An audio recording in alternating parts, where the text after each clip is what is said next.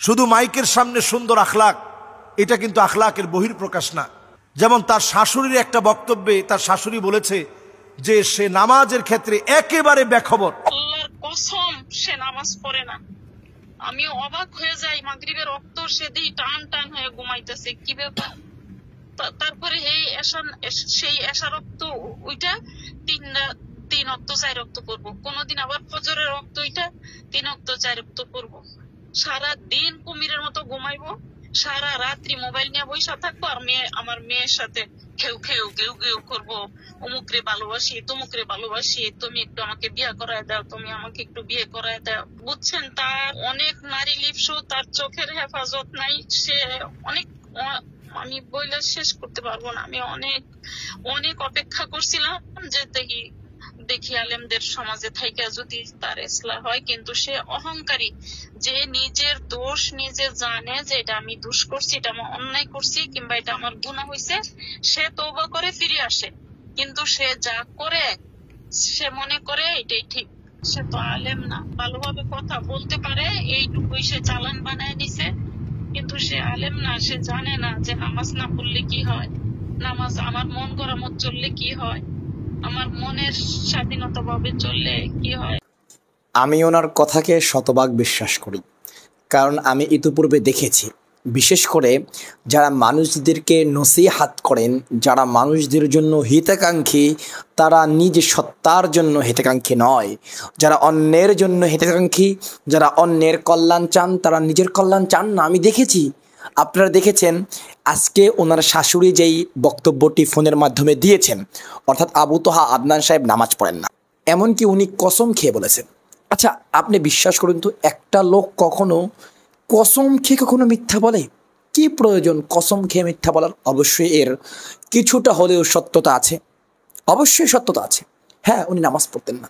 ইতিপূর্বে আমরা আরও দেখেছি, ওই যে আমাদের রুবেল, ক্রিকেটার রুবেলের যে প্রাক্তন গার্লফ্রেন্ড, যার সাথে ওই আবু তালহা সাহেব নামক একজন মাওলানার সাথে বিয়ে হয়েছিল, তো ওই আবু তালহা সাহেবের ব্যাপারেও একই অভিযোগ তার শ্বশুরবাড়ির ফ্যামিলির, যে সে জুমার নামাজটা পর্যন্ত পড়তো না। যারা আমাদের পথ প্রদর্শক, যারা আমাদের রাহবার, যারা আমাদেরকে নামাজের নসিহা করেন, আমি তো আবু তোহা আদনান সাহেবের বহু বয়ান দেখেছি, যেখানে কান্না করে করে চোখের পানি ভাসিয়ে ভাসিয়ে বলতেছেন, আকিমিস সালাহ, নামাজ পড়ো, নামাজ পড়ো, কেননা নামাজ তোমার এবং তোমার ঈমানের মধ্যে একমাত্র পার্থক্যকারী। নামাজ পড়াটা তোমাকে বলে দিবে তুমি মুমিন নাকি কাফের। তো নামাজের প্রতি ওনারা অসংখ্য আমি বয়ান শুনেছি। হায় রে হায়, আমি এখন চিন্তা করি আমার সময়গুলো কি বৃথা গেল। আপনি বিশ্বাস করুন, এতদিন ওনাকে যারা আমরা আমাদের একদম সর্বস্ব জায়গায় তুলে রেখেছি, আবু তোহা আদনান বলে জিকির করে ফেলছে। আমি তো এই যে খবর শুনলাম যে এক লোক নাকি এক ডাক্তারের কাছে এক বাচ্চাকে নিয়ে গেল, তো জিজ্ঞাসা করলো বাচ্চার নাম রেখেছেন কি, 8 দিন বয়স হলো, বলো বাচ্চার নাম রেখেছে আবু তোহা আদনান। চিন্তা করেছেন? বলে কার নামে? বলে ওই যে বক্তা আবু তোহা আদনানের নামে। মানুষ তাদেরকে এত সম্মান করে, শ্রদ্ধা করে, এত ভালোবাসে, মহব্বত করে কেন? তারা লিদ্দিনী, তারা একদম দিনের জন্য নিজেকে কোরবান করে দিয়ে, দিনভোলা মানুষদেরকে যারা দিনের মধ্যে প্রবেশ করায়, যারা পথ ভুলনেওয়ালা মানুষদেরকে পথ চিনায়, যারা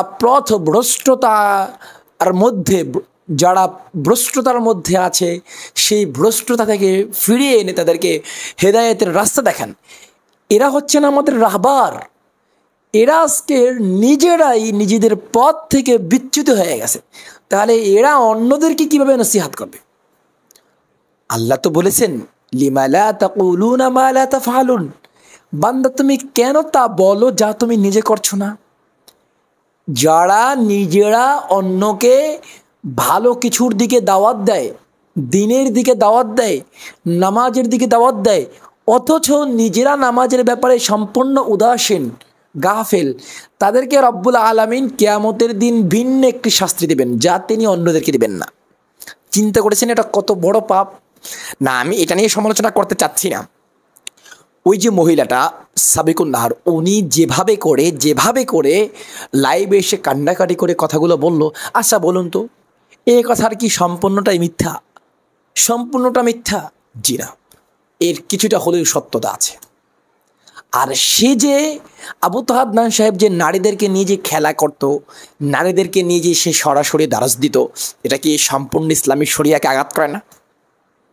এটা কি সম্পূর্ণ ইসলামী শরিয়া বিরোধী না? তো একজন স্ত্রী হয়ে সেটা কীভাবে সহ্য করে? ইনার বিরুদ্ধে যেই অভিযোগগুলো দিল, এরপরেও মানুষ কেমনে এর প্রতি ভক্তি শ্রদ্ধা করে আমার বুঝে আসে না। আমি একে কোনো এক সময় মডেল ভাবতাম, তাকে সম্মান করতাম, শ্রদ্ধা করতাম, তার আলোচনা শুনতাম, কিন্তু এখন আমি আমার সবচেয়ে ঘৃণিত পাত্র হিসেবে একে দেখতেছি। মানুষ এত পরিমাণ অন্ধবিশ্বাসী, একটা মেয়ের কথা বিশ্বাস করতেছে না। আদনান সাহেবের উপরে এখনও তাদের ইমান একদম মজবুত, একদম মজবুত না। আর ওই মহিলাটার উপর তাদের ইমান কমজোর। কেন? একজনের উপর মজবুত রাখবেন আর একজনের উপর কমজোর রাখবেন কেন? দুজনেই তো কথা বলেছে, তাহলে কারটা আপনি সত্য মনে করলেন, কারটা আপনি মিথ্যা মনে করলেন, কোন ভিত্তিতে মিথ্যা মনে করলেন আপনি বলুন? এই মেয়েটা মাজলুম মেয়ে, এই মেয়েকে জুলুম করা হয়েছে, এটা আপনি বিশ্বাস করেন না, আপনি সেটা নিয়ে হাসি ঠাট্টা করতেছেন। অথচ যে তাকে নিয়ে জুলুম করেছে তার ব্যাপারে কিছু বলতেছেন না, তার পক্ষ অবলম্বন করতেছেন। সে কি এত সুফি? যদি সে এতই সুফি হয় তাহলে নামাজ কেন পড়ে না? যে ব্যক্তি নামাজ পড়ে না সে আল্লাহর জিম্মায় থাকে না, মাথায় রাখবেন। যে ব্যক্তি সালাত আদায় করে না সে আল্লাহর জিম্মায় থাকে না। আর যে আল্লাহর জিম্মায় থাকে না তার ব্যাপারে আল্লাহর কোনো খোঁজ খবর রাখার প্রয়োজন নাই, সে বিপদে পড়বেই নিশ্চিত। এটা আপনি মেনে নেন। আল্লাহর জিম্মায় যে নাই সে বিপদে পড়বে, এটা নিশ্চিত। তো এই লোক যে নামাজ পড়তো না এই জন্য এই বিপদে পড়েছে, সোজা কথা। এই বিপদে পড়ার মূল কাহিনী হচ্ছে এই লোক নামাজ পড়তো না। সে অন্যদেরকে নামাজের প্রতি দাওয়াত দিলেও নিজে নামাজ পড়তো না। মানে সে নিজেকে ঠিক করার আগে বাহির ঠিক করতে চেয়েছে না, আগে নিজকে ঠিক করতে হবে, তারপর বাহিরকে ঠিক করতে হবে। আমার কথাগুলো অনেকের কাছে খারাপ লাগলেও স্বয়ং আবু তাহের আদনান সাহেব যদি আমার কথা শোনেন তাও আমার কোনো কিছু মনে হয় না। আদনান সাহেব, আপনি নিজেই বলুন, আপনি কি নামাজ পড়তেন কি পড়তেন না? আপনি যদি আমার ভিডিওটি দেখে থাকেন তাহলে আপনি নিজেই বলুন আপনি নামাজ অবশ্যই পড়তেন না, অনেক উক্ত পড়তেন না, পড়ে কাজা করতেন অবশ্যই, কারণ আপনি তো আর অত বড় পাপাচার ব্যক্তি নয় যে একেবারেই নামাজ আদায় করবেন না। হয়তোবা অক্ত মতন পড়তেন না, পরবর্তীতে পড়তেন, কিন্তু যদিও তার কথাটাকে আমরা একদম ফেলে দিতে পারি না, কিছুটা হলেও তার কথাটাকে আমাদের রাখতে হবে। যে আদনান সাহেবের প্রতি উদাত্ত আহ্বান জানাই, যা হয়েছে হয়েছে, তওবা করুন জাতির সামনে, স্ত্রীর পায়ে হাত ধরে তওবা করুন বা ডিভোর্স দেন, যা করেন, তবে জাতির সামনে তওবা করুন। আর কোনোদিন আপনি আমাদেরকে দাওয়াত দিতে আসিয়েন না। আপনি নিজেই পথভ্রষ্ট, আমাদেরকে কেমনে আপনি পথ প্রদর্শক, আমাদেরকে কেমনে আপনি সঠিক পথে নেবেন? আপনি নিজেই তো পথভ্রষ্ট। এই জন্য ভ্রষ্টতা থেকে বেরিয়ে আসুন, হেদায়েতের রাস্তায় আসুন। এই দাওয়াতটাকে শুধু টাকা ইনকামের সোর্স বানায়েন না, দাওয়াতটাকে লিল্লাহ বানান আর নিজকে পরিবর্তন করুন, দেখবেন সমাজ পরিবর্তন হয়ে যাবে।